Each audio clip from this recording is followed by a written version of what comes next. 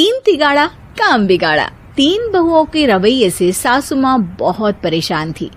दरअसल बात ये थी कि तीनों बहुओं में किसी बात को लेकर अनबन हो गई थी। तब से ही तीनों एक दूसरे से मुंह फुलाए रहती थी। ना कोई सीधे मुंह किसी से बात करती, ना किसी का कहना मानती। पड़ोसी भी इस बात को जानते थे और जाने कैसे कैसे बातें भी करते। इसीलिए सासू माँ ने तीनों बहुओं को तुरंत अपने कमरे में बुलाया। मैं कई दिनों से देख रही हूँ, तुम तीनों अलग अलग सारे काम कर रही हो। ये सब नहीं चलेगा, तीनों को मिलकर ही काम करना पड़ेगा। सास की बात सुनकर एकदम से बड़ी बहू बोल उठती है। नहीं मम्मी जी, मैं इन दोनों के साथ कुछ नहीं कर सकती। मैं इस घर की बड़ी बहू हूँ, फिर भी ये मेरा कहना बिल्कुल भी नहीं मानती। अरे जेठानी जी, जानबूझकर मुझे डबल काम करवाती है आप। और छोटी मुझसे टेढ़े मुंह ही बात करती है। इन दोनों के बीच हमेशा सैंडविच बन जाती है मेरी, और मैं हमेशा आलू की तरह बीच में मसली जाती हूँ।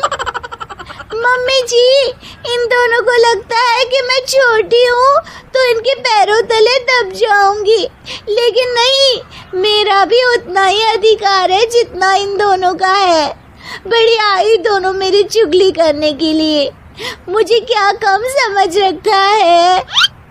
तीनों बहू एक दूसरे से बहस करने लगती है और सास दोबारा ये देखकर टेंशन में आ जाती है और सबसे कहती है, चुप हो जाओ, अब से तुम तीनों सारे काम एक साथ करोगी।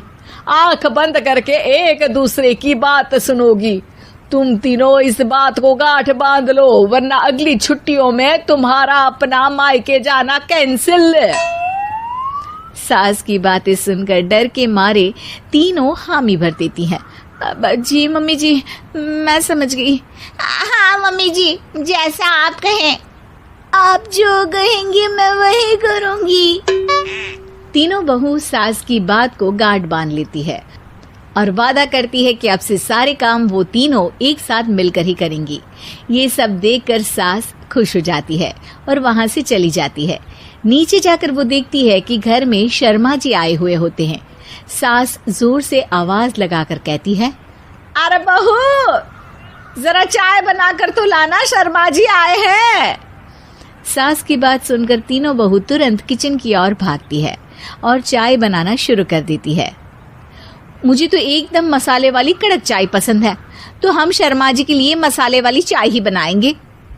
अरे नहीं दीदी, गर्मी के मौसम में मसाला चाय कौन पीता है? मैं तो शर्मा जी के लिए इलायची वाली चाय ही बनाऊंगी।